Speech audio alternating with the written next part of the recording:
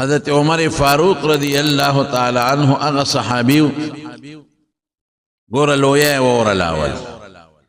چه اللہ پاک داغا پا حق کے یوزل نسوسو زلا دا اعلان کریو دا پیغمبر مبارک پا جبا ذکر جی پیغمبر دا خلین خبر وزی دینی خبرہ تشریعی خبرن واغا وحیوی وما ينطق عن الهوى ان هو الا وحي يوحى نو رسول اللہ مبارک دخلین اللہ یودل نسو زل دا خبر وستل دا چی عمر فی الجنہ چی عمر جنتی دے دا احد پا غربان دی نبی کریم صلی اللہ علیہ وسلم ولالو او دا غر اگڑا زید زلزلے اکڑا نو حضور پاک دا خپا مبارک او چتکلو دے غر لے رو برولا وی اسکن احد غلشا فقلارش انما علیک نبیا یو انما علیک نبی یو در باندې پیغمبر ولار دے و صدیق یو ابو بکر صدیق ولار دے و شہیدان دو در باندې جمدی شہیدان ولار دے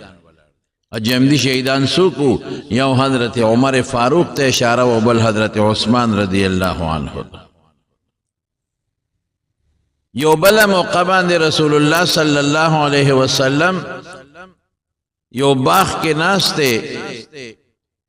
او دا حضور پاک یو صحابی دے غوی نن بز دا رسول اللہ مبارک دا دربان او دا خادم سعادت حاصلم چیز دا غنن خادم شم بواب دروازہ ماندے ادریگم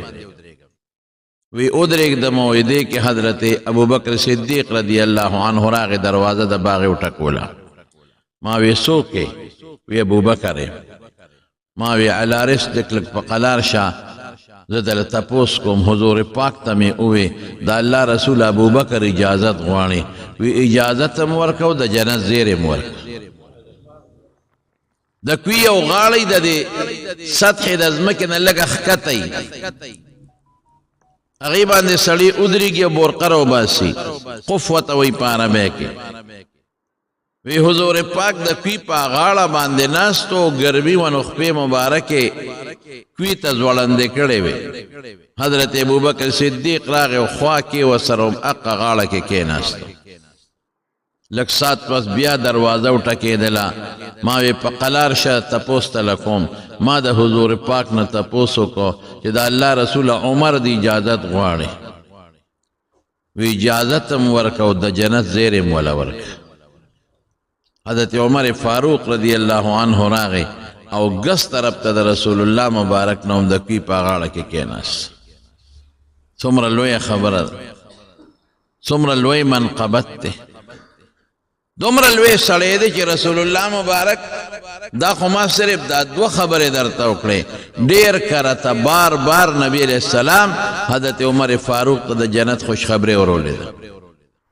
او بلکہ دیوتا فرمائی لی دی چی عمر استا دا جنت محل مالی دلی دی جنت تا چی لالشم لالم یو دیر اعلی و قیمتی محلو میدا سوک دے تارا چا محل دے وی دا قریشو کی یو کس دے او دا غد میزو قریشیم کن وی چی دا محمد صلی اللہ علیہ وسلم دا امتی محل دے میزو محمد امکنا صلی اللہ علیہ وسلم زما سوک امتی دی وی دا حضرت عمر محل دے وی ظلمی غختل چی وردن نشما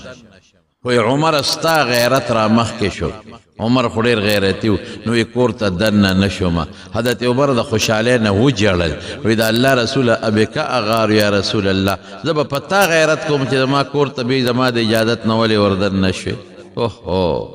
زما دا کورتا خودن نشوی دیر لوی منقبت تسے دا سی بات شئی اللہ ورکڑے و حضرت عمر لا چی 22 لاکھ و تقریباً 50,000 صدا پاسا مربع میل علاقہ دا حضرت عمر پا زمانہ کی فتح شو لوی لوی غٹ غٹ چی اغا خلق و بزان تسوے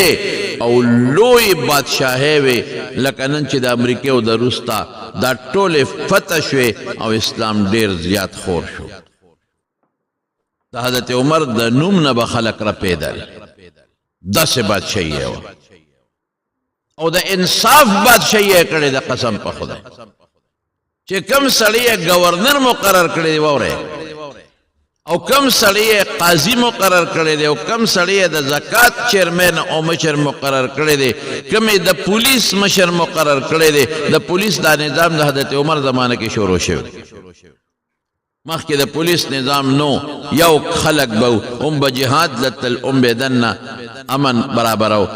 دا چلو که نه یو نظام به جوړو چې دنه اندرونی په خلکو کې امن راولي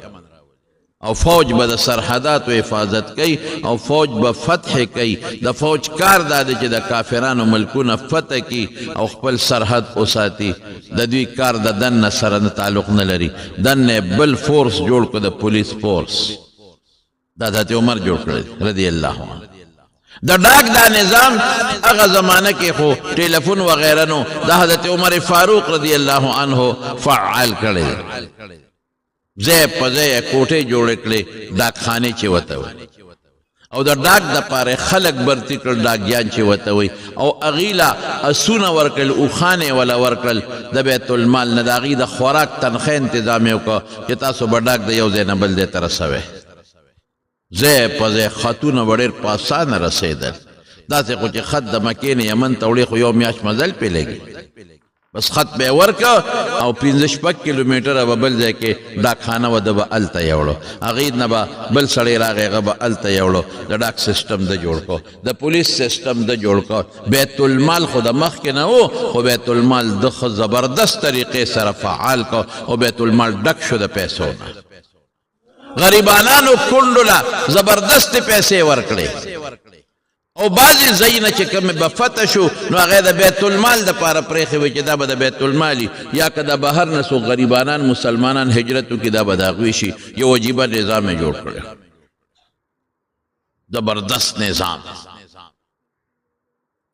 نو عدل او انصاف څومره دی چې کومې گورنر دی کم پولیس چیف دی افسر دی کم د ډاکخانې مشر دی کم قاضي دی کم د زکات او د عشر چیرمین دی هغوی ته اډر ورکړی چې تاسو به څه کوئ واورئ ښه تاسو به یو نری جامې نه اچوئ غټې جامې به اچوئ نری جامې قیمتي وي او غټې جامې ارزانې وي نو تاسو به ډبلې غټې جامې اچوئ دا نری لباس دا قیمتي لباس دا به بالکل نه اچوئ نمبر 1 نمبر 2 اعلی ترکی اس چې په هغه زمانه کې اعلی اسو په هغې به سورلي نه کوئ نن سبا خو چې زمونږ کوم منسټر صاحب حلف اخلي نو شیرواني ځان له جوړه کړي قیمتي شیرواني او قیمتي جامې ولې زه وزیر جوړېږم زه د حلف اخلم په اعلی قیمتي په صدر کې او په یو ځای بل ځای کې قیمتي اعلی جامې ځان له جوړې کړي حضرت عمر څه اډر دی چې اعلی جامې به نه اغوندئ د غریبۍ جامې به اچوئ دا تاسو کې قبر پیدا کوي اچھا کوم دی کې غریب سړی راشي تعالی ستا جامو ته وګوري د هغه بړه خوري اوهو چې زم داخل زما زویم دا گورنر وي دا وزیر وي نو څه خبره وه څونه خشته جامې اچولی دي دا به نه چې غریب سړي ته دا احساس را نه شي چې زما جامې کمزورې دي او چې مالدار راشي او تا ته وګوري هغه ته ځان کچه ښکاره شي چې دا ما کومه قیمتي جوړه اچولې ده او زما وزیر صاحب او زما گورنر صاحب کومه کمزورې جوړه اچولې نو یو شرط پکې دا و چې جامه به کمزورې اچوې د غریبۍ جامه قیمتي جوړه به نه اچوي دویم شرط سره اعلی اس باندې به سورلي نه کوي ترکی اس اعلی اسو په بیکاره اس به سورلي کوي نن څه چل دی زمونږ وزیر صاحب لا حلف نه اخیستی چې جاپان نه قیمتي ګاډي ولا مخکې نه ولاړې او هغه لینډ کروزر او هغه ګاډو کې ګرځي چې غریب سړی په هغې کې ګرځېدی نه شي حکومت پیسه ټوله په دې ولګېده په خدای قسم ټوله پیسه په دې ظالمانو ولګېدله حلف چې اخلي قانون دې تپوس ته وکړه او گورنر صاحب دا وزیر اعلان او د وزیرانو نه حلف اخلي نو د 15 10 ګاډو اډر د مخکې نه وکړي نو جاپان نه ولا اعلی ګاډي راشي ولې وزیر صاحب اوس حلف اخلي دی کې به وزیر صاحب کینی وزیر اعلی صاحب له قیمتي 100 ګاډي راشي د پروتوکول ګاډي دی او د پولیس افسر ګاډي دی او د ګاډي دی د سیکریټري ګاډي دی پیسې ټوله په دې لاړه او چې په لاره روانې پونګي دي مخکې رستو روانې ټول نظام چې وزیر اعلی کوم علاقې ته ځي چې گورنر راځي او چې صدر صاحب راځي وزیر اعظم صاحب راځي توبه وباسه ټول نظام مفلوج لارو کې ځای په ځای پولیس والا ولاړي غریبانان سار نه ماښامه پورې په ډیوټۍ کړي وي ولې د باندې څوک حمله ونه کړي څوک ځکه څوک سوی ورته لرې که مړه په د څوک څه کوي چې پرون وزیر نو د خلکو د غم خادوله به نه ته په دې کوڅو کې به نه ګرځېده نه صاحبه دا خو لوی سړی شو که نه د قوم څونه پیسه پې تباه شي او غرقه شي دا پولیس والا په دې لارو کې غریبانان ولاړې سار نه تر ماښامه پورې ډوډۍ د غریبانانو ني او ولې صاحب را روان دی گورنر صاحب را روان دی وزیر اعلی صاحب را روان دی او زه په دې ډي سي او اے سي او پولیس افسرانو د ټول مړه خدای ته وګوره لړکا د چا په سینه کې د خدای قرآن پروت دی د غاړو عزت نشته د چا په سینه کې د رسول الله مبارک حدیث پراته دی او د چا په مخ د پیغمبر ګیره د په سر یې پټ کړي په خدای کسو کې عزت هم کوي بلکې هغه دې مار لټۍ په ګاډو کې ورېږه تلاشي د لالم ګیره ولا ګوري په دې ګیره کې د سنې پټ کړي الله اکبر دا پروتوکول چین ترقی په دې وکړه چې صدر یې په سایکل ګرځي چین ترقی په دې وکړه چې وزیر اعظم یې په سایکل ګرځي په دې ترقی نه کېږي په دې د قوم پیسه غر کېږي نو د حضرت عمر دویم قول سو چې اعلی اس ترکی په هغې به نه ګرځي په عام اس به سورلي کې دا دویم شرط نمبر دریم شرط په دې سي په دروازه به د څوکیدار نه ولاړ چې هر سړی کم وخت ضرورت چې تا ته هر وخت را رسېدی شي څوکیدار ونی دلته سي یو دی څوکیدار د چاخاتي ګاډ جمع کا د کم ځای نه راغلی د جرمني نه راغلی مطلب خو د پاکستان کس دی که نه گورنر صاحب سره کار دی وزیر اعلی صاحب سره کار دی صدر صاحب سره کار دی منسٹر صاحب سره کار دی که نه یو ځای شناختی کارت بل ځای جمع کوه تفتیش کوه صاحبه هغه څیزونه در پورې مږه چې ته خدای خبر څه شی دی ځان سره نه دننه کړی منګه د دې یو وخت کې مشرف اوس لاړ مړ شو دا چې سړی مړ شي دوا به ورته کوو خدای دې وبخي د پاکستان صدر هم پاتې دی او د پاکستان دغه هم پاتې دی جرنیل هم پاتې دی بس انسان چې مړ شي خدای دې وبخي موږ به سوال ورته کوو باقي هغه پیشه خپل عملې پیشه نو موږ ورسره یو ځل ملاقات ته تللي صاحب نو چې لاړو خو نو چې هغه کم لټونه او تفتیشونه یو ځای لټونه نو بل ځای لټون نو بل ځای لټون دا موږ د خیبر پښتونخوا د اسمبلی ممبران او دا ټول تلي وزیران نو بیا چې هغه کور ته یې ورلو که نه نو سپي راوستله غیره نه تاول په هغه سپي یې بونیولو چې دوی سره څه شته او که نشته یا خدای بیخ وباس مخصوص سپي و هغه د هر چا را تاوېدل لا تاوېدل او صاحب بیا که مونږ سره ملاقات هم شو نو څلور پوجانو یو شاته یو مخکې یو ښي طرف ته او ګس طرف ته اخوا دې خوا کېدل هلکه مونږ خو سره خو څه وسله نشته تاسو د مرۍ نه نیسي د خدای ظالمه دا څه په غم دې ځان اخته کړی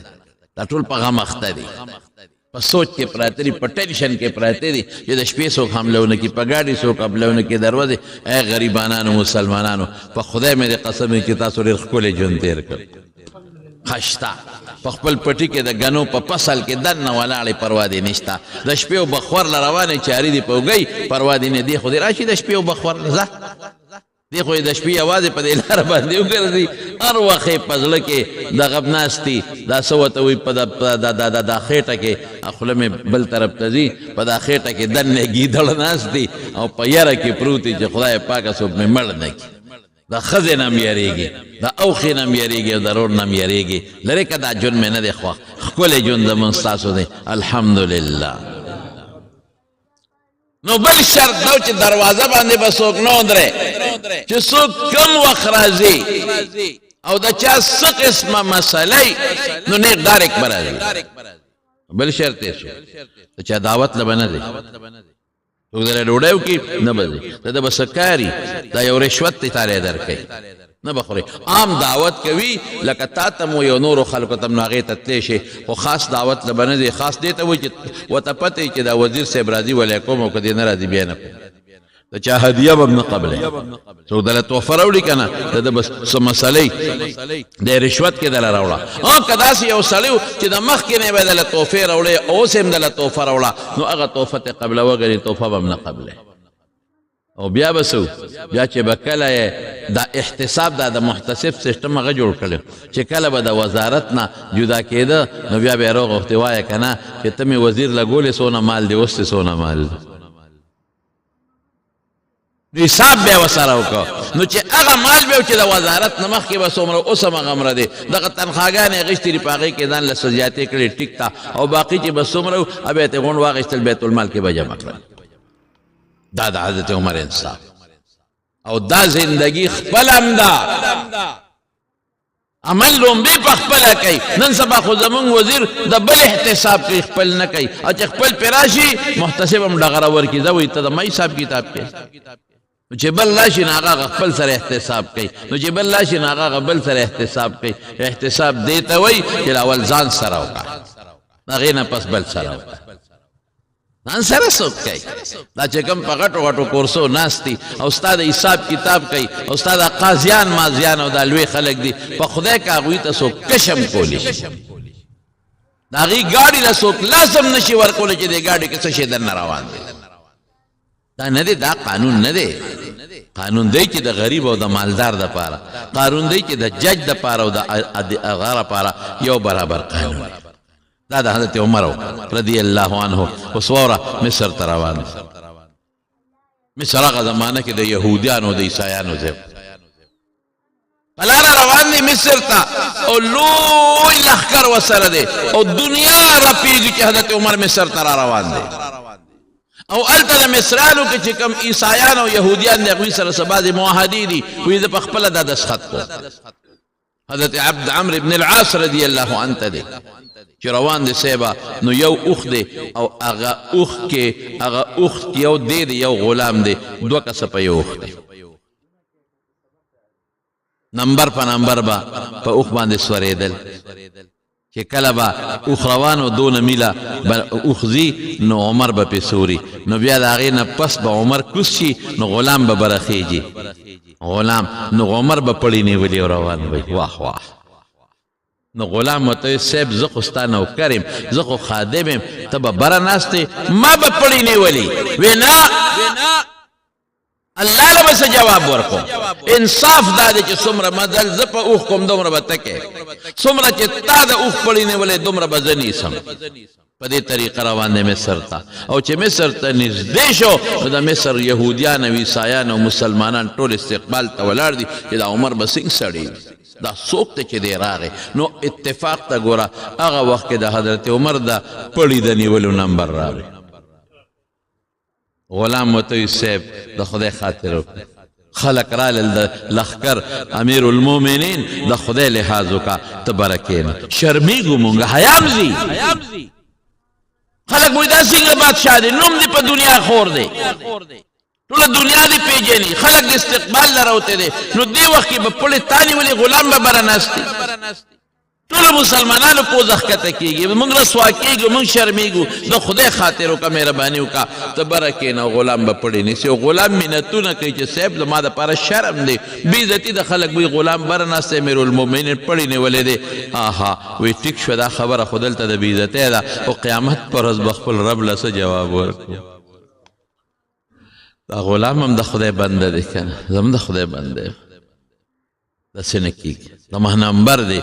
د اوښ د کوزېدو پړی به زه نیسم او غلام ته خېجه بره غلام یې بره وخېجو او چې روان دي او وردن نه شو استقبال دی نو د یهودیانو عیسایانو چې کم خلق و ملایان هغوی کتابونه راغشتي دي او د آخرې زمانې د پیغمبر د دویم مرګري حالات یې کتلي دي چې عمر کم یو دی هغې سره دا ټول په کتابونو کې موجود و هغوی چې بره وکتل اوښ ته چې غلام ناست دی وی هغې ته خو پته وه چې دا پلانکې نمبر اوښ د عمر دی وی کتل وی دا ستاسو د پیغمبر دویم خلیفه نه دی چې دا بره ناست دا نه دی دا نه دی دا نه دی هغه خلکو ورته وی خلیفه دا بره نه دی دی غلام دی دا چې پړی نیولی دی لکه د مزدور په شان او د اوښ نه مخکې روان دی دا امیرالمؤمنین عمر دی چې د هغه شکل ته وکتل هغې وی والله والله والله والله د پیغمبر دویم خلیفه هم دا دی او دا امیرالمؤمنین عمر فاروق دی دې ته عاجزي وایي دا کرتبې کړی دی حضرت عمر دې حالت ته خلک ګوري ایمان راوړي او صاحبه کمیس یې په کجاوه کې نښتی و د اوښ په هغه شي کې شلېدلی و نو چې هلته لاړ نو ګورنر ورته وایي عمرو بن العاص رضی الله عنه نوې جوړی وله راوړه وایي صاحب دا جوړه واچوه وی ولې وی استاد سره د یهودیانو او د عیسایانو مشران راځي ملاقات کوي نو په دې جامو کې خو دا شلېدلي دي ټوکړې دې ورته لګولي جامو ته ټوکړې لګولي او اوس ته په اوښ نه چې کوزېدې نو لمن دې لا بیله شلېدلې ده پلو بیله ویزان دی واه واه خلک وایي دا څنګه امیر المؤمنین دی دا اعلی جوړه واچوه نو چې هغوی تا سره راشي ملاقات وکړي او ورته څه وایي وی کفا بالایمان زینتن وی د ډول شی جوړه نه ده د ډول شی ایمان دی ایمان سړی په ایمان ډولې ښکاري او د ایمان په آثارو ډولې ښکاري په جامه سړی ډولې نه ښکاري د ایمان اثر دا دی چې دا جوړه چې دا تا مال د بیت المال ده زما خپله دا جوړه شته دی که دا شلېدل رسول الله صلی الله علیه وسلم غوندې شخصیت حضرت عائشہ صدیقہ رضی اللہ تعالیٰ عنہ یو صادر دوراوړل لو صحابو ته داسې مخامخ کو خول وی اے صحابو دې صادرونو ته وګورئ چې وی کتل هغې ته ټوکړې لګېدلې وې هغه شلېدلې وې او هغې ته پستن تار ټوټې لګېدلې وې وی اے صحابو دې صادرونو ته وګورئ زما دې د الله په ذات قسمي د پیغمبر د خدای د محبوب مصطفی روح په دې دواړو صادرونو کې قبض شوی دی نه صادر صاحب من ایمان دیتا وای اقا شلیدلو جامو کې چې لمن ته زوړند د شلیدلې ده د یهودیانو د عیسایانو خلک راځي او چې عمر ته ګوري چې د روب د دبدبه امیر المؤمنین لوی سړی او دا د شکل دا انصاف د بیت المال یو جوړه دې استعمالي دلادل خدای پاک په دقه ایمانی زینت او د حضرت عمر په دې عاجزۍ باندې د دنیا کافر او ته ایمان ور نصیب کړي لوی سړی دی لوی سړی لیکن دغه حال دی او چې کله ته ساه وخیږي او قبر وفات کیږي نو بچی ته وصیت کوي بچی زموږ قرضونه څومره دي امیر المؤمنین زموږ څونه قرض دی په موږ باندې بابا دومره قرض دی وی وګوره که زموږ څه مال مالي اوله خرڅ کو زما قرض په اخلاص کا او که چرته زما په مال باندې زما قرض پوره نشو نو بیا ګوره زما د خاندان نه پیسې وغواړو زما قرضونه خلاص چې ستا بادشاه چې ته ریټیر کېږي عمري ورشه مربع یې ګوره ورشه بنګلې یې ګوره په بار ملکونو کې بنګلې ګوره دا حال دی حضرت عمر د دنیا نه ځي او قرضدارې لاړ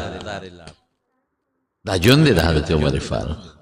او انصاف تقاضا څه ده د روم یو بادشاه راغی مسلمان شو جبله نوم د روم بادشاه حضرت عمر دون عزت ورکړو چې په خپله ورسره عمرې له لاړ په خپله زه چې زه راسره عمرې له ځم لکه د بهر نه یو سړی راشي او ته ولې عزت ورکړې داسې پروټوکول یې ورکړو زه راسره عمرې له ځم درود هغه بادشاه جبله سره چې عمرې له لاړل طواف کوي د طواف دوران کې یو غریب سړي طواف کو هغه د هغه جبله بادشاه په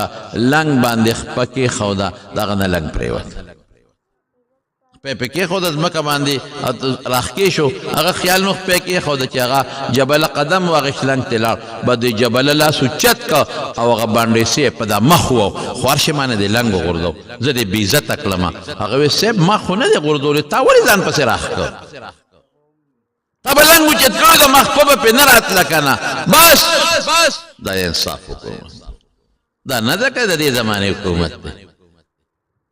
چې غریب سړی له جیل شتا غریب سړی له پانسي شتا مالدار که هر څوک هغه دپاره اسم نشته داسې نه ده دا قانون دی باندې سوی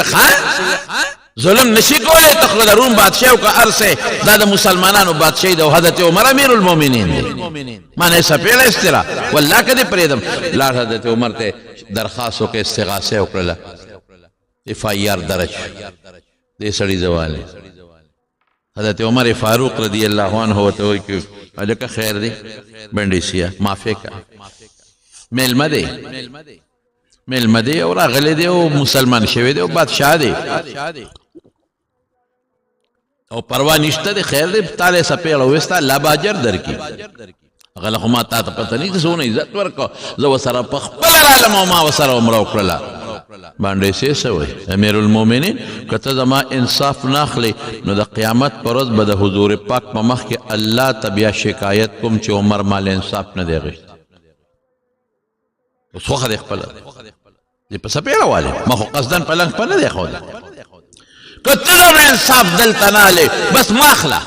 خو ما سره ظلم شوی دی زه به د قیامت پر ورځ د خدای دربار کې بیا تا راکاږم د رسول الله مبارک په مخ کې چې د مال انصاف نه دی څنګه حکومت چې دی وي عمر پر پیدا شو نه خدای ته وګوره بادشاه راغوښت جبله وی تا دله سپېړه ورکړې دی وی ولې وی د زما پلنګ پکې ښود او ما قدم واغېلن نو ده خو قصدن نه دی ښودی که خیر د خبرې دي زمونږ اسلام ته مسلمان یې هغې ښه په اطمینان پوهې که ته مسلمان یې د دې به تانه الله تپوس کوي که نه مخکې خو ته عیسایي اوس خو مسلمان شو ظلم به نه کوې په اسلام کې په غریب ظلم نشته په اسلام کې یو انسان د مخ په سپېړه وال شته دی نه نو الله به درنه تپوس کوي قیامت په ورځ باندې ته مهرباني وکړه داسې وکوه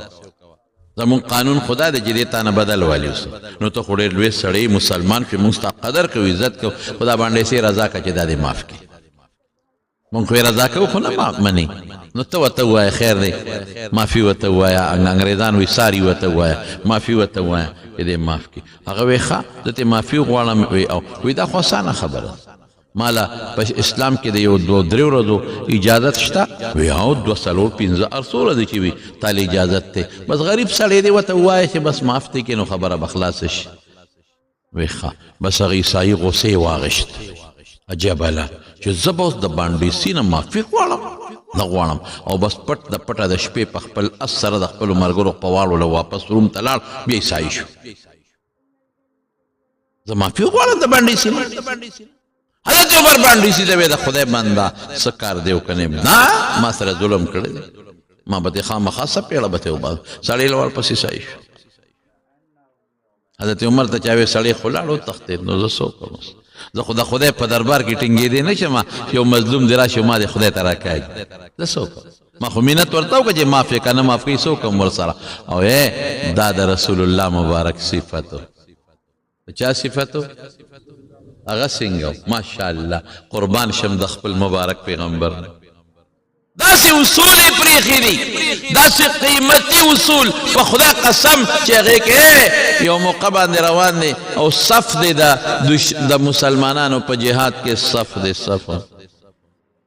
رسول الله مبارک سره غشي دی هغه غشي داسې رانیولې دی او نیغ یې روان کړی دی وایي د ما دې غشي سره یو شان ودرېږې صف نیغ کې صف یې نیغ یو صحابي ولاړو هغه لږه خېټه بار وه د صف نه او پخوا خو به کمیسونه کم و د کمیس په دی به خلکو صادر والی و د رسول الله مبارک غشي د هغه په خېټه راښکلی شو د هغه صحابي اوهو خېټه دې راله خو کړه خېټه دې خو کړه خېټه دې خو کړه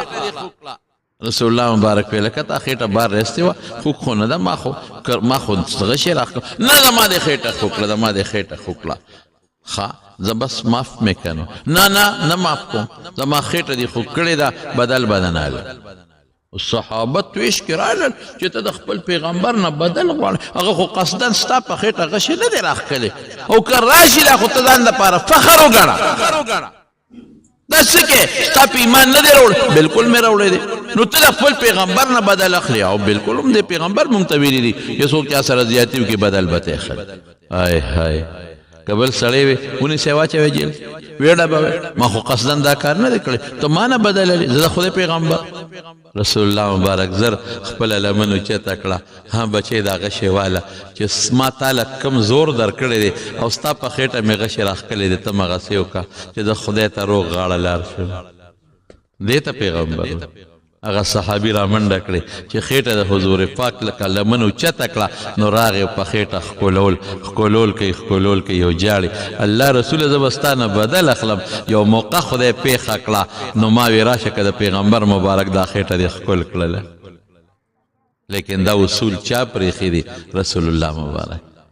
راشه وایي ما نه بدل په خپله واخله او د ورځې وفات کې حضور پاک اعلان کوي دا وره وی که د چا ما سره څه مظلمۍ چا سره مې زیاتي کړي راشه ما نه د خپل زیاتي تپوس په دنیا کې وکړې واه واه پیغمبر او زیاتي نو حضرت عمر فاروق رضی الله عنه هغه انصاف سړی یو صحابي تللی و چې ته روم ته هغه جبله بادشاه چې واپس خپل علاقې ته لاړ نو خپل قوم راغشت او په واپس یې په کرسۍ کېنه ته بیا واپس عیسائی شوې راځه خپله کرسۍ دې تیاره ده واپس یې بادشاه کو یو صحابي ته یو جبله ته چوي چې دا مسلمانان یو تجارت دی یو سړی راغلی وی مال یې راولې چې دی ابو ته ویل ما پیژنې وی نه هغه تاج په سر و خو په عزت کې وی زه هغه جبله بادشاه یم چې مسلمان شویم او بیا بانډیسي رانه بدل اخېسته نو زه واپس رالم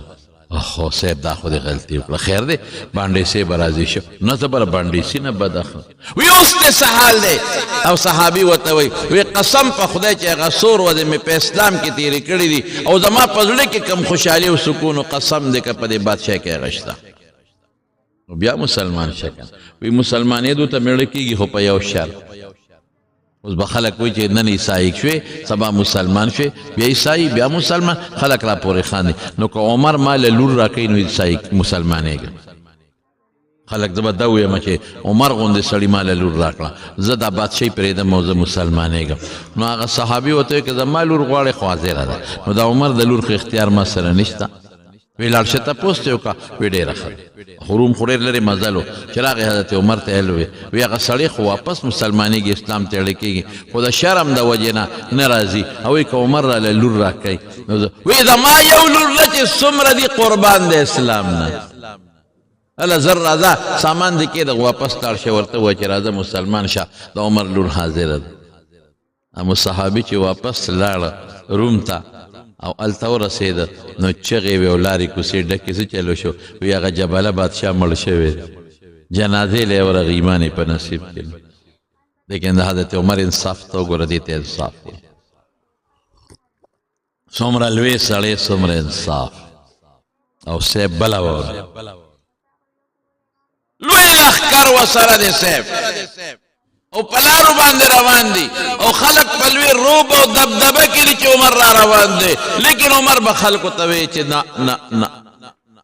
دلته به ماته تاسو په امیر المؤمنین په اواز نه راکوئ زما په نفس کې کبر پیدا کېږي لوی پیدا کېږي خیر واقعات یې اوږده دي زما وروڼو ما خو یو څو جلکې درته وي دې دپاره چې تاسو ته پته ولګي چې څومره لوی سړی څومره عاجزي مونږ خلکو کې چې لږ هم لویي پیدا شي که نه نو بس بیا په خبرو کې داسې خبرې کوو چې دا بل هم د نظر نه څه نه راځي په چال کې په جامو کې په ګرځېدو کې په بل څه کې نه عاجزي به کې اخیری وخت کې په بازار کې روان دی د مغیره ابن شعبه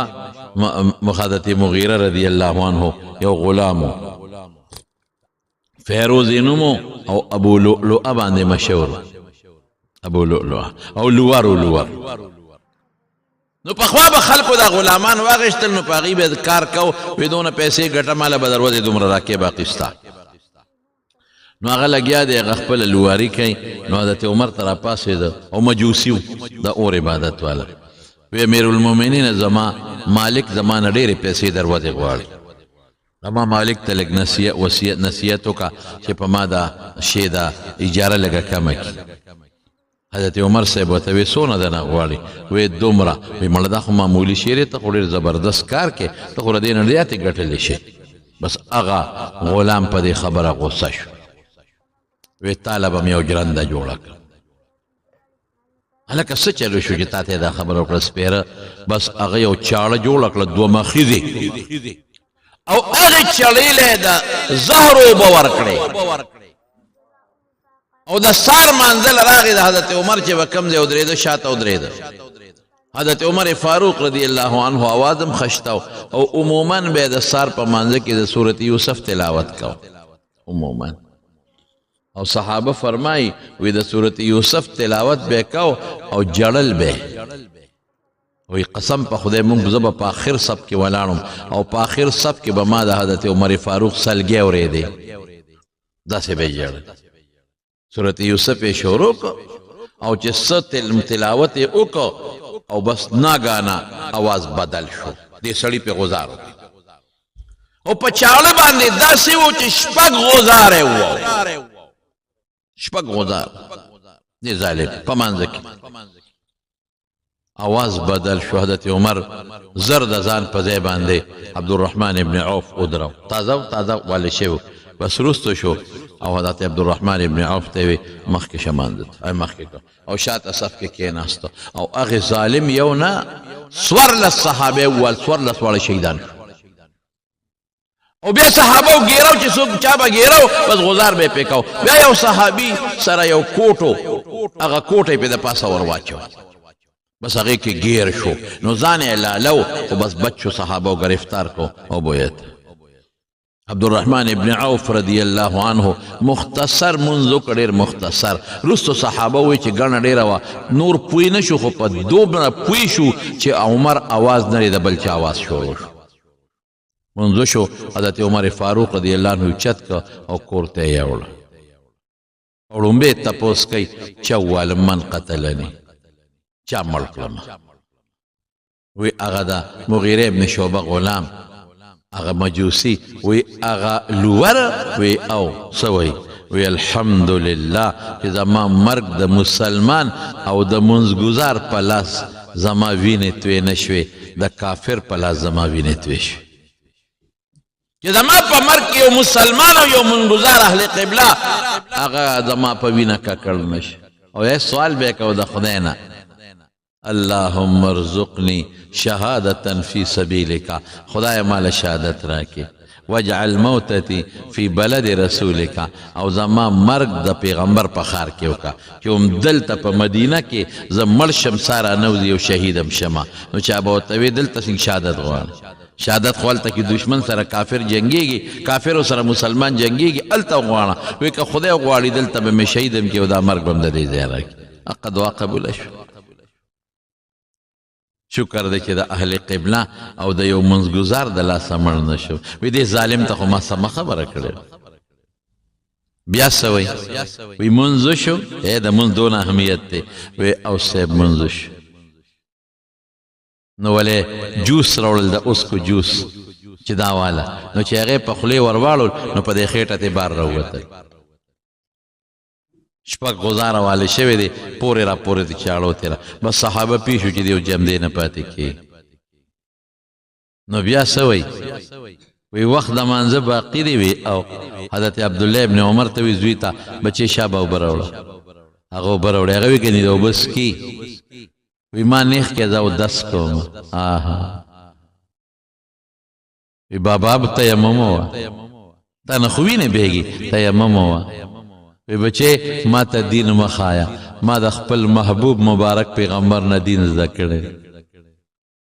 نو صاحب اودس یې وکړه داسې سړی معذور چې وینې ته بهېږي یا متیا دې ته بهېږي دا بعضې انسان ته کیتیټر لګېدلي بس د هغه دپاره قانون دا دی چې په وخت کې اودس وکړي نو خیر دی که بیا ته وینې بهېږي په هغه وخت کې پرې مونځ کېږي نو چې اودس یې وکړه نو وی ما اوچت کې سم لاس ته وی ما کېنوې نو زوی ورته وی بابا په اشاره منځو که خیر دی وی نه بچې ما ته دین مخایا ما له ډډه راکې نو مونځ یې صاحب په دغه حالت کې وکړه منزل پس سوی وی پړه کې مې یو سودا ده که دا خدای پوره کړي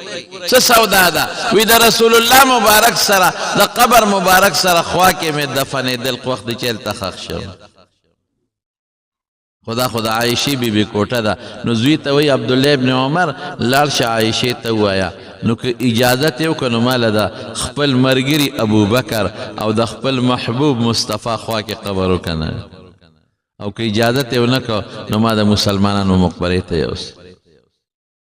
نو زوی یې لاړ حضرت عائشې له نو هغې جړل او سترګې د اوښکو نه پاکولې وی بابا مې را لېږلی ما او بابا مې داسې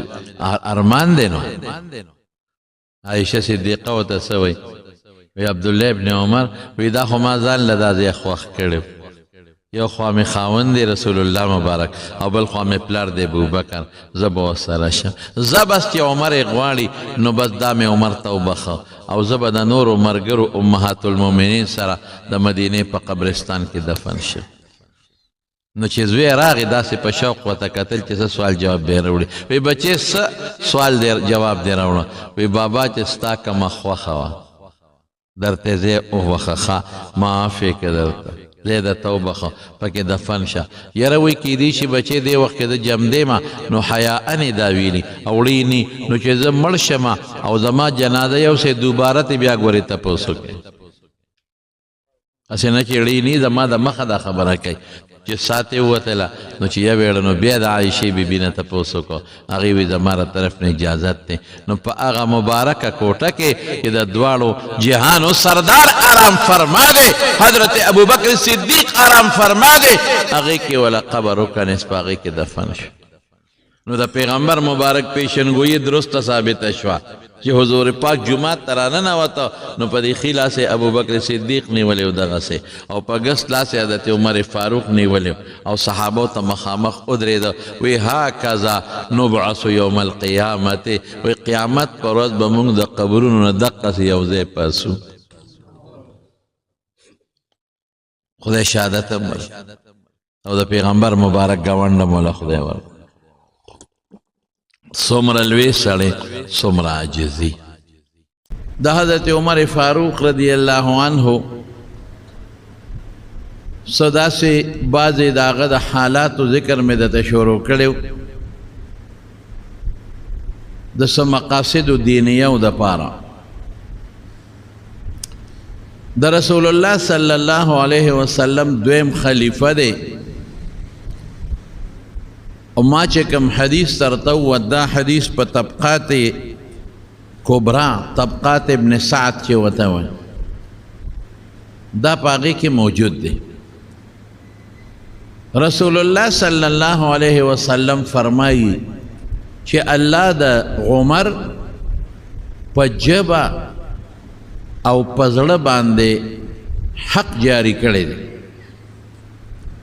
زړه کې هم حق خبره راځي او په ژبه هم حق خبره راځي او وهو الفاروق حضور پاک فرمایي او فاروق ورته ولې وایي د دې وجې نه چې فرق بین الحق والباطل هره موقع باندې د حق په مقابله کې د باطل په مقابله کې د حق له په یو خاص انداز ترجیح ورکړی هر صحابي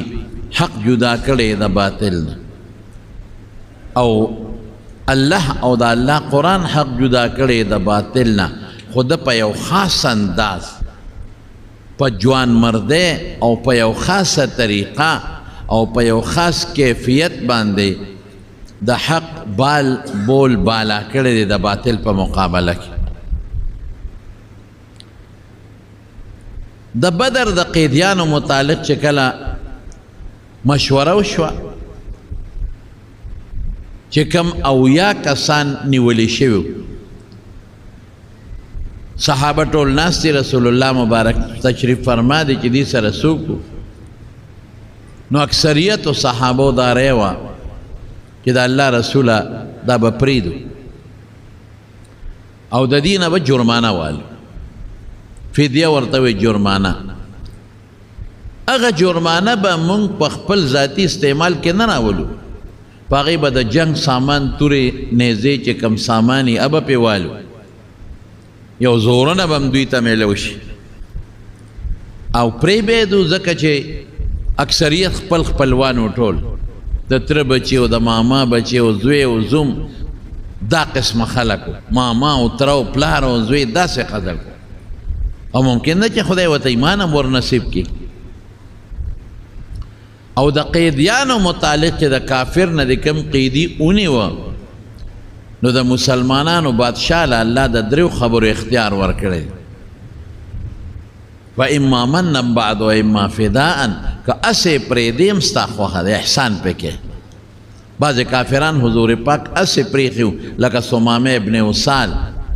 رضی الله عنه دا یو قیدي نیولی شوی او جومات کې ستنې پورې تړلی او دغسې یې خوشې کې احسان یې پرې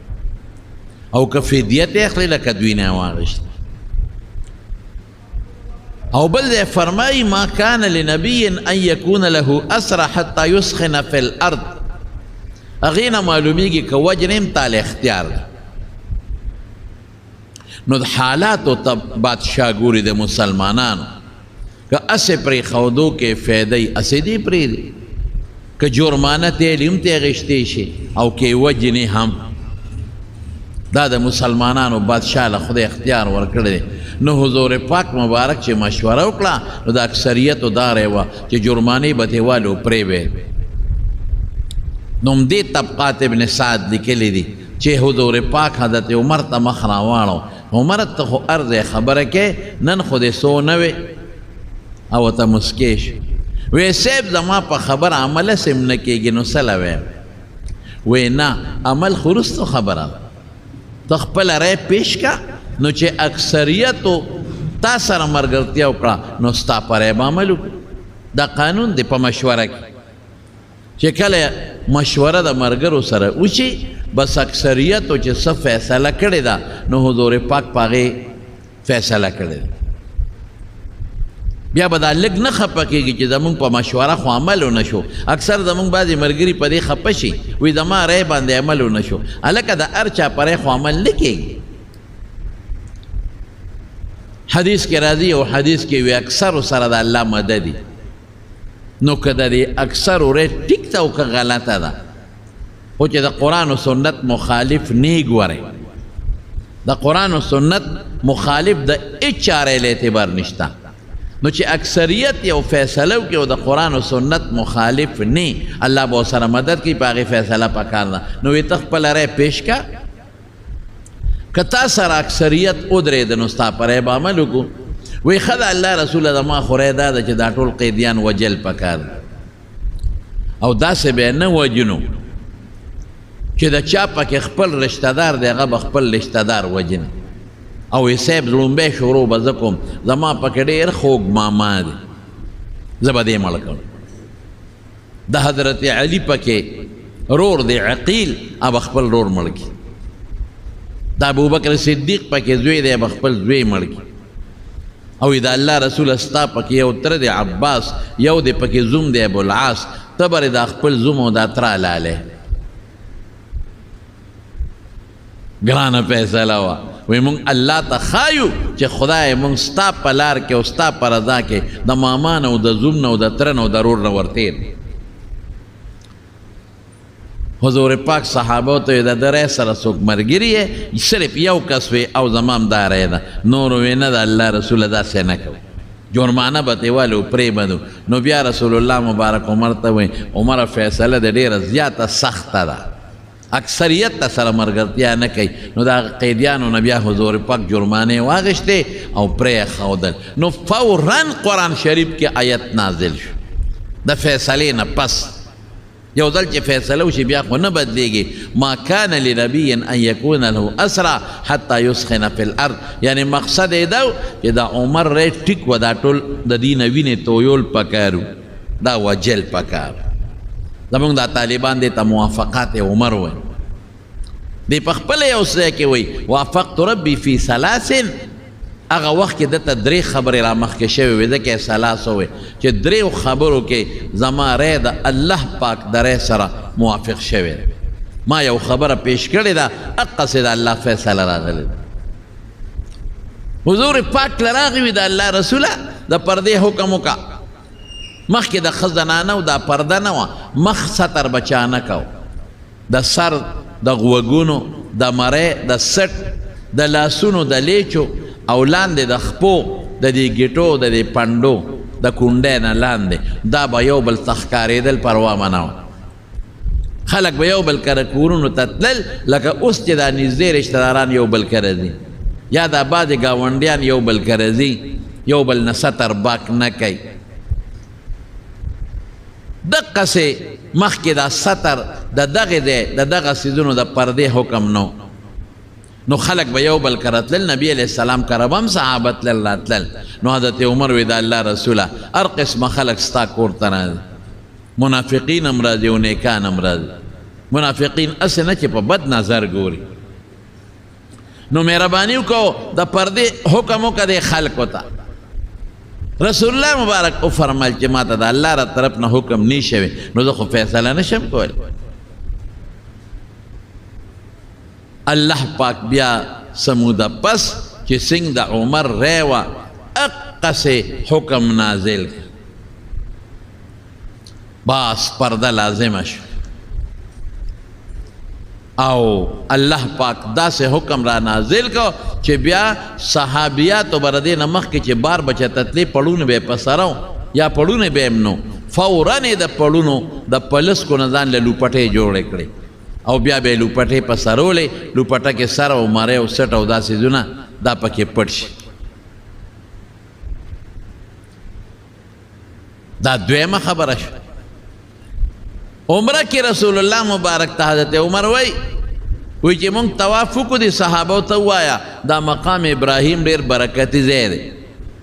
هلته د ابراهیم علیه السلام هغه کاڼی پروت دی چې هغه بیت الله جوړو او د هغه د خپو د دې ګوتې د بند دومره نښې دي پکې د دواړو خپو نو دې ملګرو ته حکم وکړه چې دلته یو 2 رکعاته نفل کوي عمره زه خو د ځانه نشم کول دا الله حکم نشته اقصه لک سات پس جبریل آیت راوړه واتخذوا من مقام ابراهیم مصلی چې مقام ابراهیم سره 2 رکعاته مونځ کوئ دا درایم عبدالله ابن ابی چې کله مردار شو مړ شو د ټولو منافقینو مشر و سردارو عبدالله ابن ابی مونځ به یې کو د حضور پاک سره جهادونو لم تللی دی باقاعده په جهاد کې شرکت کړی دی لئن رجعنا الى المدینة لیخرجن الاعز منها الاذل خو هلته هم د خولې نه ګډې وډې ایستې دي جومات کې به کېناستېده د حضور پاک سره په مشورو کې به ناستو د احد متعلق چې مشوره کېده دا سپېره پکې ناست لیکن دړنې حضور پاک نو منلې اوس هم ډېر خلک داسې وي د ملایانو لاسونه هم ښکلی تقریر ته هم کینی خبرې ته هم کینی خو پړه کې د دغه مولا عزت هم نشي برداشت کول دا بس یو فطرت دی دا د منافقت فطرت دی جمعات کې به امام پسې مونځ مو کې 5 وخته امام یې دی مونځ به مرپسې وکړي شاته به پسې خبرې هم کوي هلکه چې دا اهل نه دی او دا ذلیله دی او سپک دی نو بیا دا مونځ ورپسې ولې د دې وجه نه زمونږ فقهاو لیکلي دي بعضې نسبونه دي او بعضې قصبونه دي چې وی دا خلک امامان مه جوړوي د هغې وجه سره د هغې وجه داره چې ستا په نظر کې دې سپک را نشي امام ته به په سپک نظر نه ګورې تا ته دې د پیغمبر په مصطلح ولاړ دی او د هغه د برکت نه ستا مونځ یو په 20 شو که د امامتي نه وه کړې تا به ځان لمونځ کو یو په یو به او رده په برکت ستا مونځ یو 20 توله ورسېد ترجمه به هم ته کوي د قرآن شریف بار به ورپسې خبرې هم کوي هلکه ظالمه دا خو ستا استاذ شو بیان به موري په جنازه کې په روغ او په صلح کې او په جمعه کې نو چې بیان دې واورېده نو خو دین خبرې دې زده کړې نو استاذ دې شو نو چې استاذ ټول زما شاګردان یې ځکه زه د دین خبرې درته کوم او هغه تاسو اورئ دې ته شاګردي وایي صحابه به هم دقسې د حضور پاک نه د دین خبرې اورېدې او به یې یادولې پیغمبر علیه السلام ته خو بخاري شریف مخکې نه پروت او نه د قرآن شریف تفسیر ورته مخکې پروت و چې د هغې نه به دقسې په منبر به ناست یا صحابو سره په مجلس کې ناست او د دین خبرې به یې کولې هغه به ته صحابو زده کولې د ټولو استاد دی انما بعثت معلما وایي زه ستاسو استاد دی خلق بخپل کار کوي خو د خپلو مقتدیانو ته او تاسو شاګردانو ته وایم او چې څوک مې بیان اوري هغې ته وایم چې کم امام پسې مونځ کې هغه پسې سپکه به نه وي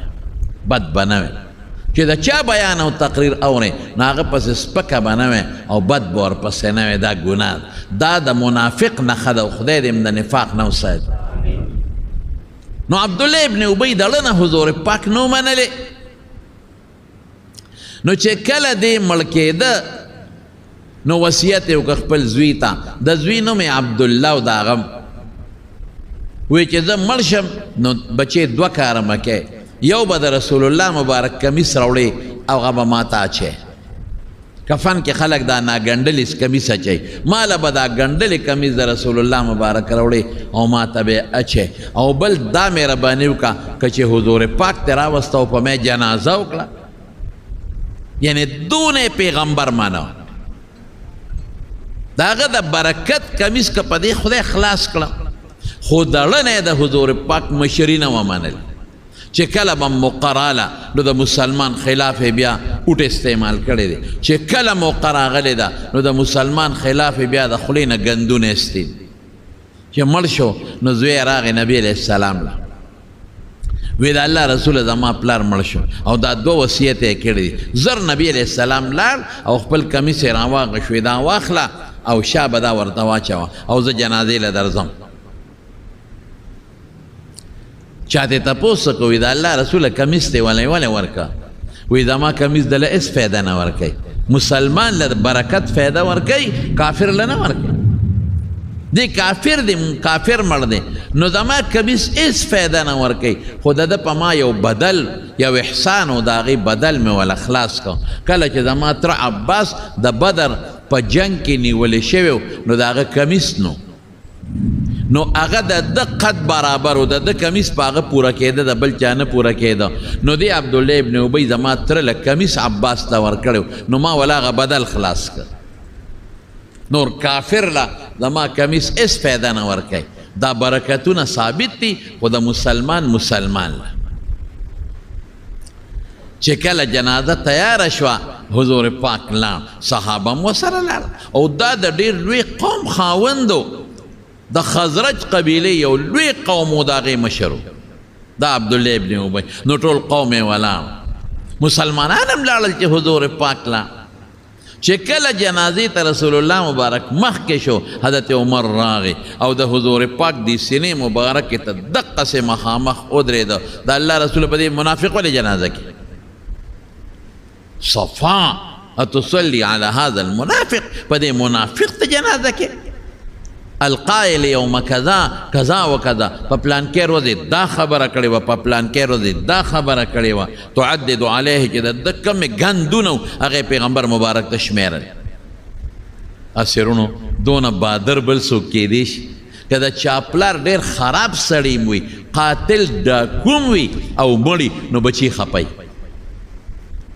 او که د چا پلار ډېر خراب سړی وي او مړ شي او ته دا جنازې له ورشې او په جنازه کې د هغه د ټول قوم مخکې د هغه سپکه وی چې دا سپک سړی دی او خراب دی په خدای که دې پرېږدي هلکه زما پلار دی که ښه دی که خراب دی ستا کار سره چې دا خبرې کې نو زامن یې ولاړ دي نوسان وسي ولاړ دي او خیان به وو نور رشته داران د قوم ټول ولاړ دي او د هغې جنازه ده او رسول الله مبارک ته دې مخامخ وی ته په دې منافق جنازه کې دا منافق چې په پلان کې ورځې دا خبره کړې ده او په پلان کې ورځې دا خبره کړې ده حیران شوم د دې خبرې ته چې دا وګورم په کتاب کې زه یم څونه بادر ځکه خو رسول الله مبارک فرمایي چې ان الله جعل الحق على لسان عمر وقلبه چې خدای دا عمر په زړه او په ژبه حق جاری کړی ده داسې به څوک وکړي که دا خبره نه م وی کړې نو دې د پیغمبر نه زیات خو نه دی لیکن دا د پړه کې د دین یو جذبه پرته وه چې دې منافق خو پرون دا سپکه کړې ده د پیغمبر بیبي هم نه ده پرېښې په هغې هم الزامونه لګولې د پیغمبر ذات هم نه دی پرېښې په هغې هم الزامونه لګولې مسلمان ته یې ذلیله ویلې دي او دا به وباسم د مدینې نه او نور ډېر سپک الفاظ یې زما په خولې نه چلېږي داسې سپک الفاظ چې په حدیثو کې راغلي دي هسې وي نقل کفر نه باشه زه بیا راته ویم په یو جنګ کې چې دی راته نو د سترګې پړسولې وي سپې سرب که نو چک به د باندې لګوي د صحابه یاد المهاجرین یاد چې موږ دلته مالونه ورکړه اوس په موږ د پاسه را لګېږي څومره سپک لفظ دی د خدای سپېره داسې سپک الفاظ یې ویلي دي نو حضرت عمر کې خوا جذبه پرته وه رسول الله مبارک ورحمدله دی نو راغی مخامخ ورته ودرېده ته په دې منافق جنازه کې رسول الله مبارک مسکی کېږي وی اخر عني یا عمر رستو شه جنازه پې کوم چې پته ولګېده چې دا خو نه صبرېږي او خامخا کوي وی ته قرآن نه منې کړی الله درته نه دي ویلي چې جنازه مه کوه ذکر دې نه مخکې یو آیت نازل ان تستغفر لهم 70 مرة او لا تستغفر ان تستغفر لهم ولا تستغفر لهم ان تستغفر لهم 70 مرة فلن يغفر الله کته ولا او یا کرته بخنه مو غواړي او یا او که بخنه غواړي او که نه غواړي او یا کرته غواړي نه بخم وی تا ته خدای نه دی ویل د دې مطلب خدا دی چې جنازه مه کوه جنازه خلک دی لکه چې دا مسلمان له زه سپارش وکړم او خدای پاک یې وبخي نو چې الله نه بخي نو ولې په جنازه کې حضور پاک فرمایل وی عمره زه خدای منې کړی نه یم ما ته دقه ویلي دي که بخښنه غواړی او که نه نو زه نه بخم او وی عمره ای د پیغمبر رحم ته وګوره څونه رحم دی وی عمره که ما ته پته ولګېده چې د او یو کرتو نه په زیاته بخښنه خدای بخي د هغې نه زیات وله عمر نه صبرېده او دونه غیرت او حق پړکې او په ژبه پروت دی چې او خلکو ته پته وه چې څوک ټرت هم نشي کولی مخشاته چې څومره د قوم ولاړې څوک غږ هم نشي کولی ورته پته ده چې دا سړی خو یو ډېر غیرتي سړی دی داسې انسان له مخې له بیا څوک نه چې راځي چې پوه شو حضور پاک چې سړی خو نه رستو کېږي وی عمره دلته راشه نو د غوږ کې ورته پټه وي اني اريد ان يسلم الف من قومه عمره زما دا جنازه دی لکم زرګاو قوم دی چې خدای پاک دا مسلمانان دي څه منافقین دي چې خدای سوچه کی او څه کافر دي چې خدای مسلمانان کی او خدای مړی کړی نه ما ته وی بخونه ولا غواړی کنه نه بخم نو که بخي کنه بخي خو ما ته دا نه دی ویلي چې جنازه په مکاوه نو بعد بیا عمر رسو شو چې دې کې دا حکمت دی نو حضور پاک جنازه وکړه واقعی دا هغه جنازې برکت ده چې د عبدالله ابن ابی څومره په زرګاو دوستان غلامان برایان رشته داران امسایگان زمیداران ټول خدای په یو جبه سوچه مسلمانان کړل دا د جنازې برکت شو هر شي کې د الله حکمت دی لیکن قرآن نازل شو فورا ولا تصلي على احد منهم مات ابدا ولا تقم قم على قبره ګورې نن خو د جنازه د منافق وکړه د یو حکمت لاندې خو عمر چې ویلي ټکي ویلي دي د دې نه پس په د منافق جنازه نه کې نه به په قبر دعا ته ودرېږي د دې مفهوم دا شو ځکه خو رسول الله مبارک فرمایي ان الله جعل الحق على لسان عمر او قلبي وړکې او په ژبه کې ورته خدای حق اچولی هغه خبره چې د الله په کتاب کې ده مخکې درته الله الهام وکړي د خولې نه وباسي داسې یو سړی او وهو الفاروق پیغمبر علیه السلام فرمایي الذي فرق بين الحق والباطل فاروق دی د حق او د باطل په منځ کې هر وخت کې یو فیصله کړې ده یو ځل یو یهودي او یو منافق رالل نبی علیه السلام له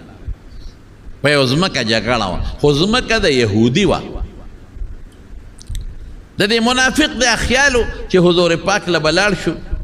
نو منافق خو د خولې نه مسلماني نو رسول الله مبارک به زما ظاهري مسلمانۍ ته وګوري نو ما له به فیصله وکړي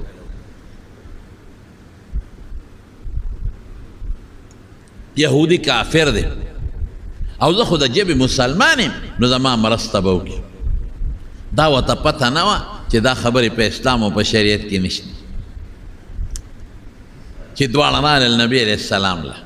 چې حضور پاک د دواړو خبرې واورېدې نو یهودي په حق او منافق په باطلو نو یهودي له فیصله وکړه چې بار راووته هغه منافق د یهودي ته وایي یاره داسې کار کوو دا فیصله زما نه ده خوا راځه په عمر فیصله کړه هغه یهودي ورته وایي ستاسو پیغمبر دی زما نه دی زه فیصله منم او ته نه منې د خدای ظالم حالانکه خو مسلمان د خولې نه او د زړه نه نو منافق و یاره بس وي ته راځه په عمر فیصله کړه لاړل حضرت عمر فاروق رضی الله عنه او دروازې ورته ووهله اوله روت دا منافق ورته وایي عمره زما ورته په منځ کې فیصله وکړه دا منافق دا خیالو چې عمر به زما ظاهري مسلمانۍ ته وګوري او دا خو یهودي دی نو زما دپاره به فیصله وکړي حضرت عمر فاروق رضی الله عنه ورته وی ډیره ښه وبکم ما ته مسله ووایه یهودي ورته وی صیب وی دا اوس رسول الله مبارک فیصله وکړه زما په حق کې خو دې هغه نه مني تا لی راوستم حضرت عمر ورته وی ډیره ښه خیر دی چې نه مني زه به دله وکړم فیصله کړه اسانه فیصله به دله وکړم نو بس منافق خوشحاله شو چې زما په حق کې فیصله کوي وی صبر وکړې زه راځم کور ته لاړ او توره راواغېشته او چې بار ته راووته منافق وی دا څه کوې وی فیصله کوم دی کنه دا ځای ورکه او سر یې ته وغورځه او وایي چې د پیغمبر د فیصلې نه پس ماله څوک فیصله راوړي دقسې فیصله به یې ستا په پیغمبر اعتماد نشته نو ته خو کافر یې فوراً د دې منافق قوم لاړ رسول الله صلی الله علیه وسلم نه وی صاحب عمر زمونږ سړی وجلی دی نبی علیہ السلام حضرت عمر راوغوښته وی عمر ولې دې ووجه وی صاحب ستا فیصله کړې وه او ستا د فیصلې نه پس یې ماله فیصله راوړه نو ماله خو چې ستا د فیصلې نه پس څوک فیصله راوړي ستا فیصلې ته په سپک نظر وګوري او ستا فیصله ونه مني دقه فیصله به وله کوم عمره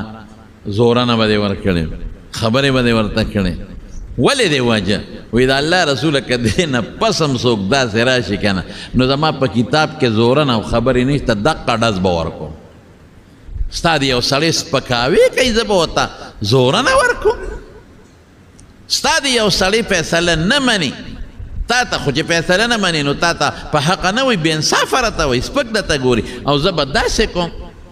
حضور پاک بیا ورته یې عمره چې څه دې وکړل خو دا دې ښه ونه کړل فورا جبریل علیه السلام راغی او د قرآن شریف ایتونه یې راوړل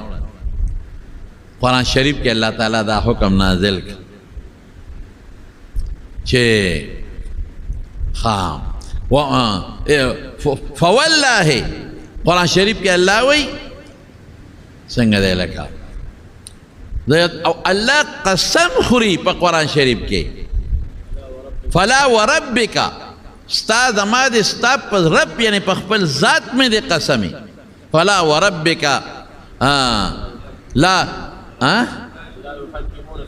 فلا وربک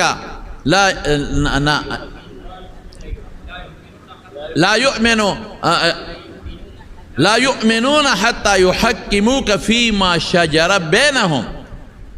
ثم لا يجدوا في انفسهم حرجا مما قضيت ويسلموا تسليما الله وی زما د په ذات قسمی چې د پیغمبر فیصله چاو نه منله او پړکی وی چې دا خو نه کړله په خلی خو څه کوي چې پړکی دا وی چې دا فیصله خو نه کړله دا مسلمان نه دی مطلب دا آیت دقه شو چې دا عمر سکړی ټکی کړي بعض علماء وایي چې رسول الله مبارک بیا د دې آیت نه پس ورته فاروق لقب ورکړ نو طبقات ابن سعد کې دا حدیث موجود دی چې رسول الله مبارک فرمایي وهو الفاروق الذي فرق بين الحق والباطل الله د په وجه د باطل او د حق په منځ کې تمیز راوستی یوازې دا نه هر ځای کې به په میدان ولاړ که چا به څه داسې خبره کوله چې رسول الله مبارک بکله د حکمت نه کار اخیسته او لږه نرمي به یې کوله بس دی به په میدان کلک ولاړ او فورا به یې وی الله رسوله په دې تورت دا سټ نه وه چې کله فتح د مکې و مکه فتح کېده نو هغه وخت کې ابو سفیان رضی الله عنه دی لا کافر او د مکې سردار یو دیو یو دوه کسان ورسره نورو هغې راووتل دا یو پروپیګنډه وه چېرې مسلمانان را روان دي په مکه حمله کوي یره وی زو معلومات کو چې دا خبره رښتیا ده او که نه ده خیره قصه اوږده ده چې د بل وخت بیا درته ویم چې رالل د رسول الله مبارک څوکیدارانو بس هغوی ولیدل چې ویې لیدل بس هغوی کلک ونیول او پیغمبر علیه السلام لی راوست خو چې راوستل حضرت عمر ته خبر شو بس هغه ورپسې اسوس غاله دی په منډه د حضور پاک له ځان رسی او عمر هغه څوکیدارانو ته ویې د خدای خاطر وکړې لږ یې ماته پرېږدی لږ یې پرېږدی چې زه ورته چل وښیمه ګورې که حضور پاک له لاړل معاف کوي هغه ته خو د پیغمبر علیه السلام مزاج معلوم خو خیر هغه اوس غلول نبی علیہ السلام له بوتل خو د خدای شان ته وګوره چې دوی څنګه ورسېدل نبی علیہ السلام ته کېناستل حضرت عمر ورپسې راورسېده وی د الله رسول ما یې تورې ته یې پرېږدله ما ته یې پرېږده وی عمر اوس په قلار کښېنه ما لران داسې یو تکړه سړی یو جذباتي او یو بهادر انسان لیکن زما وروڼو د دې ټولو خبرو سره سره او د کراماتو خاوند وګورئ 2.5 لکه مربع میل علاقه 22 لاک مربع میل علاقه د په زمانه کې مسلمان اسلام کې داخله شوی یمن فتح شو. یمن دا یمن نو، ډېر علاقې وې د یمن لاندې، او دا د فارس علاقې فتح شوې، شام فتح شو، مصر فتح شو، بیت المقدس فتح شو. دا اوس یې ورته بحرین وی، عمان ورته وی، کویت ورته وی. دا ټول علاقې د زمانه کې دا فتح شو. څومره مضبوط او بهادر انسان، عاجزي پکې څومره ده. دا عاجزي هم درته وایم، تکبر پکې نو، کبر پکې نو، لویي پکې نه. او رسول الله صلی الله علیه وسلم صفتونه څونه کړي دي. اوهو، پیغمبر علیه السلام په خپله فرمایي، وایي دا دوه کسان ابوبکر او عمر په دنیا کې هم زما وزیران دي او په آخرت کې به هم زما وزیران. دا یو څونه لویه خبره ده. مونږ خو یریږو چې خدای څه به کېږي او څه به نه کېږي. او یو ځل نه څو ځله رسول الله مبارک د دې په حق کې دا فرمایلی دي، ابوبکر فی الجنه، جنت کې به، عمر فی الجنه، عمر به هم جنت کې به. دا یو ځل نه، دا د احد په غر هم ویلي. دا یو باغ کې رسول الله صلی الله علیه وسلم ناستو او عمر را دننه کېدی، اجازت یې غوښته. او سړي ورته ویل صاحب عمر راځي اجازت غواړي. و اجازت هم ورکړه او د جنت خوشخبري مولا ورکړه.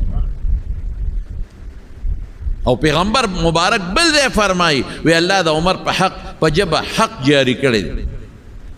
وی د حق د وجې ته خلک خپي، وی که حق تریخې مې خو دې وی. څومره لویه خبره ده د عمر په حق. او په پخوانو کتابونو کې چې څنګه د رسول الله مبارک د نبوت او د پیغمبر علیه السلام پیشنګویی راغلی دي، دقه دواړو خلیفګانو په پخوانو کتابونو کې هم صفتونه راغلي. لیکن زمارونو د خدای یره په سونه غالبه وی. حضرت حذیفه ابن الیمان رضی الله عنه، دا د رسول الله مبارک صاحب الاسرار، صاحب السر، پیغمبر علیه السلام ډېرې خبرې د سره پټې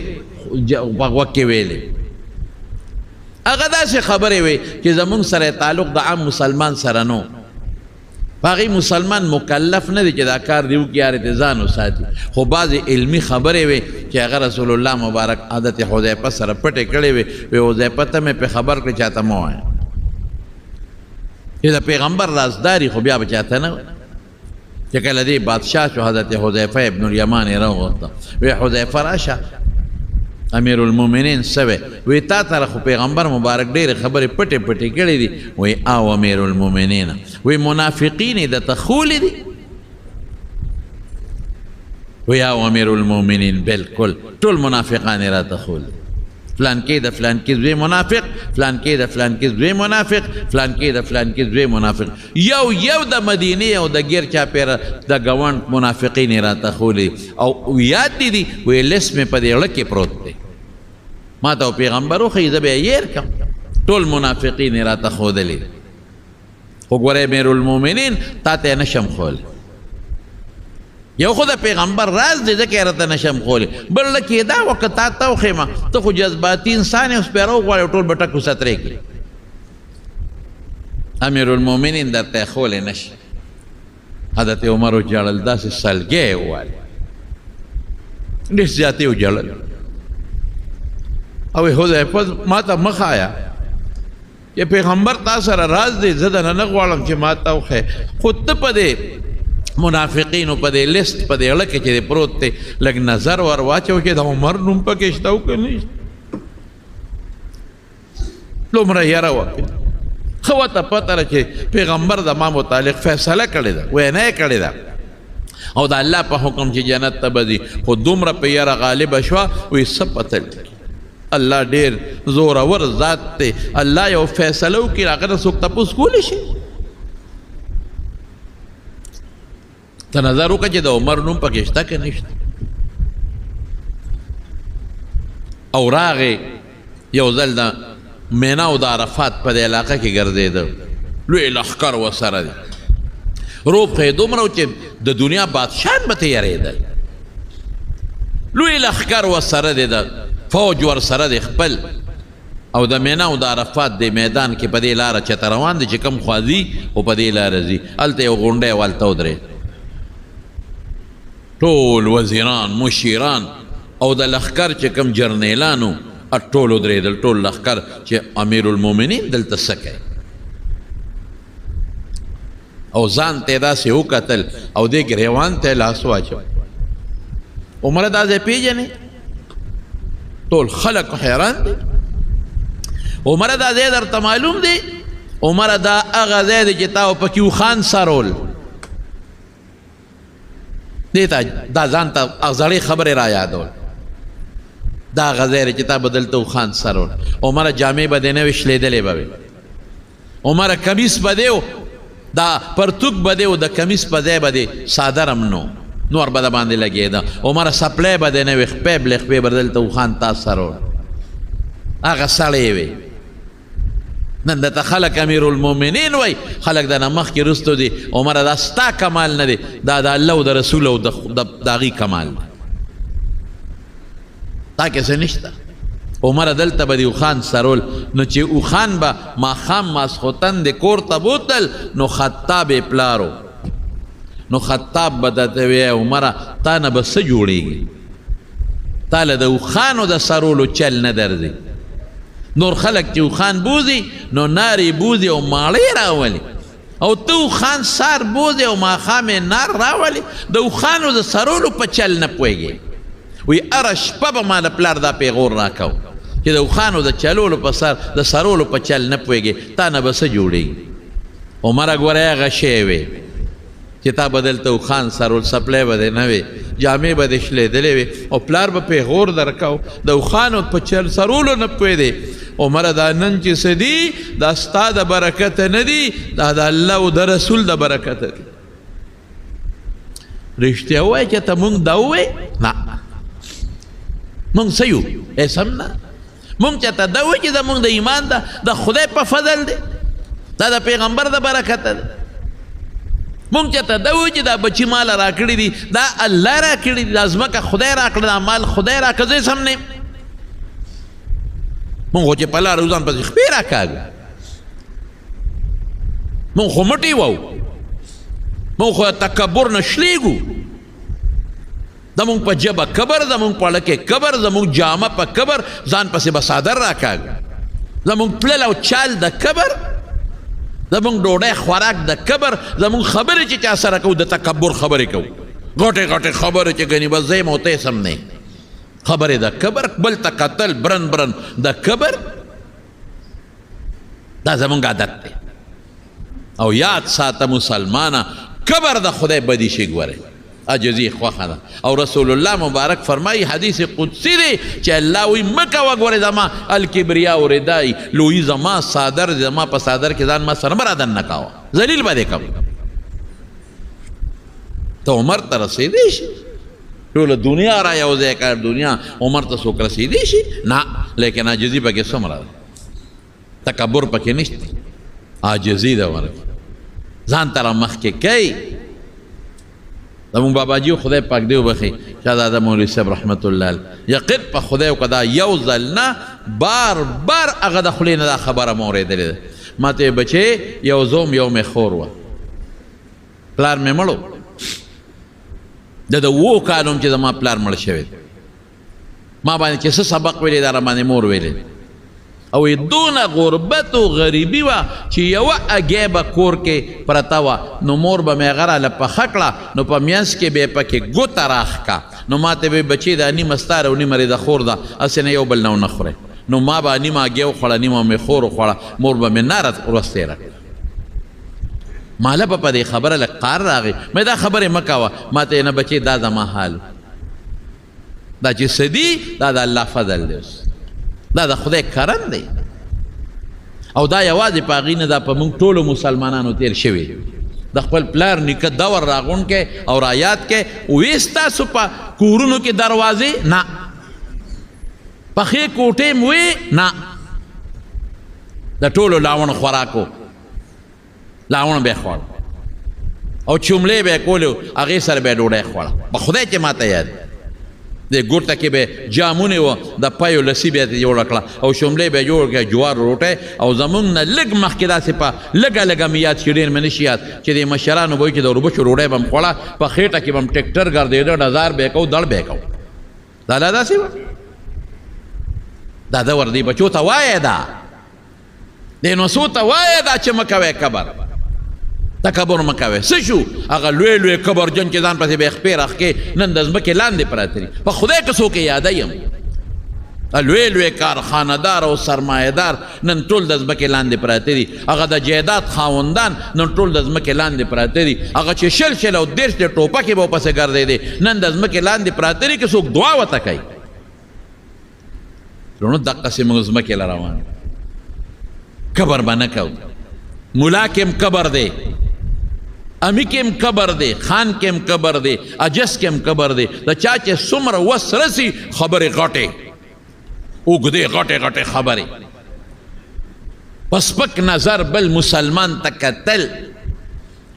یو مسلمان له 4 ګوتې ورکول هلکه پوره لاس ورکه 2 لاسونه ورکه که یو دی خوږي یا بعضې وخت زم بیمار یم ملاستې م طالبان راشي یو لاس وله ورکم د کبر د وجې نه دا ملا مې خوږي که له پانه سیدی شه نه ښه به ولاړې ښه به ناست دی د 4 ګوتې به ورکړي او بعضې خلک لاس هم نه ورکوي السلام علیکم وعلیکم په دا یې سړي ورو سلام اچاو دا کبرجن باندې ډوډۍ خو خدای درکوي پښتانه وایي یو ټکی دی پښتانه وایي وبه ویم درته خفه کېږې ما پښتانه وایي غریب خدای کړی نو دله چا کړی دقه دلتوب دی چې دا کم انسان تکبر کوي او ته ورته په ځمکه ناست او جارو ورته وی دا بېغیرتوب دی دا دلتوب دی اره ته سپک ګورې او ته بیا هم ورځې او نه نه ورته ګورې ولې ډوډۍ درکوي ډوډۍ د خدای په لاس کې غیرت ډېر ښه شی دی خدای پاک دې په مونږ کې پیدا کړي نو حضرت عمر فاروق رضی الله عنه کې عاجزي وه دا حجز انکسار و پکې ډېر زیات او د الله عاجزي خوښی من تواضع لله خو عاجزي به هم د ښودنې دپاره نه کوي چې خلک وایي چې د کې عاجزي را الله دپاره به کوي چې د الله عاجزي خوښه ده نو رسول الله مبارک فرمایي رفعه الله دله به خدای پاک عزت ورکوي او برکت لوړ مقام به له خدای ورکوي هر سړی به د ځان نه لوی ګڼي هر ځان به د هر چا نه کمزورې ګڼي هر سړی به د ځان نه غټ ګڼي د ځان نه به لوی ګڼي دا به نه وی چې یم خزیم مولیانو ته مې ویم دا به نه وی چې زما نه غټ مولا خو بل نشته چې مولا یم خزیمه نه فوق کل ذي علم علیم موسی علیه السلام ویلو وی انا اعلم نو الله پاک قرآن شریف 15 سپاره 14 سره وګوره حضرت خضر له ولېږه او هغه سره یو مخصوص علم مویدات زده کړه موسی علیه السلام پیغمبر او خبره ټیک وه پیغمبر په قوم کې او په خپل امت کې زیات پوی وي خو تعبیر ټیک نو دروغ یې نو ویلي رښتیا ویلو تعبیر ټیک نو چې زه زیات پویم مولیان هم دا نه وایي چې د ما نه زیات پوی بل نشته نه زه ډېر کمزور یم ډېر عاجز یم او ډېر کمزور یم او تاسو ته م ویم په ځان کې به کبر نه پیدا کوئ د عمر نه لوی شخصیت او لوی انسان بل نو څونه عاجزي وپکي هغه میدان کې ولاړ خلک حیران دي وی امیر المؤمنین دا څه وی نه دی خپل نفس ته یادومه د ما دا نفس غټ شوی دی اوچت شوی دی د نفس ته یادومه چې عمره ګورې دا سړی وی یقین په خدای وکړه د دواړو جهانو مبارک سردار حضرت عمر فاروق رضی الله عنه بره وروخته نو حضور پاک په پوزه کې ډډه والی وه څومره لوی شخصیت صاحب او سرمن ته د یو بالغ د سرمن څونه کلکی او دننه پکې مالوچ پوم نو دننه پکې د کجورو پاڼې وې نو چې سرمن هم د بالغ یو دننه پکې د کجورو پاڼې بخاري کې راځي دا به څومره ستغ او څونه کلک وی او لاندې درې نه وه لاندې د کجورو پوزه کې و په هغې ملاستو او دا کمیس دی هغه به عموما صادر په سر او د کمیس په ځای باندې حضرت عمر چې ورغی نو ډډې والا راپاڅېده وایي چې مې وکتل حضور پاک ته نو په دې مبارک نیازبین وجود یې د هغه پوزکي د پاڼو پټې پرتې وي ما وی د الله رسوله فارسیان او رومیان کافران ورشه وګوره هغوی ته په نعمتونو کې دي موږ د خدای څومره خوښ یو د الله نه سوال وکړه چې خدای زموږ حالت هم ښه کړي وایي چې دا مې رسول الله مبارک غصه شو انت فی ذلک انت یا عمر ته دې سوچونو کې پروت دی دغې خلکو له خدای په دنیا کې ورکړه آخرت یې نشته موږ له به خدای خیرت راکړي څومره عاجزي په حضور پاک کې نو دا د پیغمبر مبارک صفات صحابو ته منتقل دي نو حضرت عمر فاروق رضی الله عنه کې هم دقسې عجز و انکسار او عجزي وه مونږ کې د خدای پاک عجزي پیدا کړي د عمر نه نشو غټېدی د هغه نه نشو لوی کېدی د لوی سلطنت خاوند نن زمونږ بادشاهان او زمونږ قاضیان او زمونږ والیان او زمونږ مشران په خدای د کبر نه شلېږي چا سره خبرې نه کوي الله دې مونږ کې عاجزي پیدا کړي نو سب بعضې حالات نور دي آینده جمعه به راته ویم انشاءالله العزیز بعضې ملګري بیماران دي دعا غواړي دعا ورته وکړي الله ته زمونږ کې عاجزي پیدا کړي خدای د کبر او تکبر نه مو سات الله تل ویې ته په ذات کې او په صفاتو کې الله تل ویې مونږ څه یو یو منټ کې کوڅو غواړي زمونږ دا جون بني یو منټ کې کوڅو غواړي پالج بدی وي په کټ کې به پروت دی الله په مونږ کې عاجزي پیدا کړي الله مونږ جزان یو خدای تا ته محتاج یو نحن الفقراء من فقیران یو انت الغنی ته محتاج اچا تاجت نشتا الله زموږ په حال رحم وکړي الله د پریشانو نه مو ساتي الله چې کوم بیمارانو دعاګانې غوښتې دي په دې مجلس کې څوک بیماران دي په کورونو کې الله روغ صحت ولا ورکړي خدای بیماری هم ستا په لاس کې ده او صحت هم ستا په لاس کې دی خدای بیماری ستا نعمت دی نه شو ټینګېدی ورته خدای دا بیماري موږ له روغ صحت په نعمت باندې بدله کړي الله چاته څه مشکلات پریشانې دي مشکلات او پریشانې ولا په خوشحالو باندې بدله کړي الله که د چا بچی نه اولاد ولا ورکړي الله که د چا نارینه اولاد نه نارینه اولاد ولا ورکړي الله که د چا یو بل سره روانې بغضونه حسدونه دي الله پر هغوی باندې بدله کړي خدای زمونږ په زړه کې د ایمان رڼا واچوي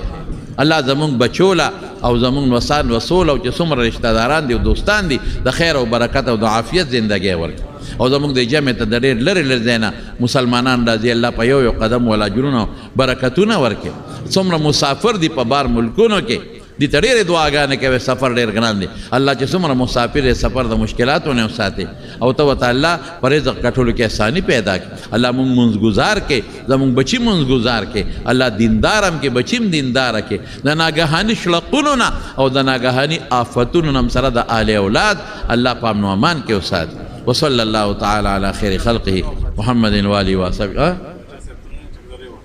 او زمونږ یو دوست په دې چکدره کې امین الحق باچا صاحب دا غتره وفات شوی پرونی جنازه وا دعا وتاو کې چې الله تعالی مغفرت نصیب کړي الله د آخرت خوشاله نصیب کړي زمونږ مولانا نور الحق صاحب بیمار دی هغه ته دعا کې هسپتال کې داخل دي د دارالمقنانیه کوړي محتمم صاحب چې الله ولا روغ صحت ورکړي زما سنور دوستان دي په دې پنډه کې پاتې کېږي هغوی ته څه مشکلات دي دعا ورته وکړئ چې هغه مشکلات ورته الله په خیر او په خوشحالو باندې بدل کړي برحمتک یا ارحم الراحمین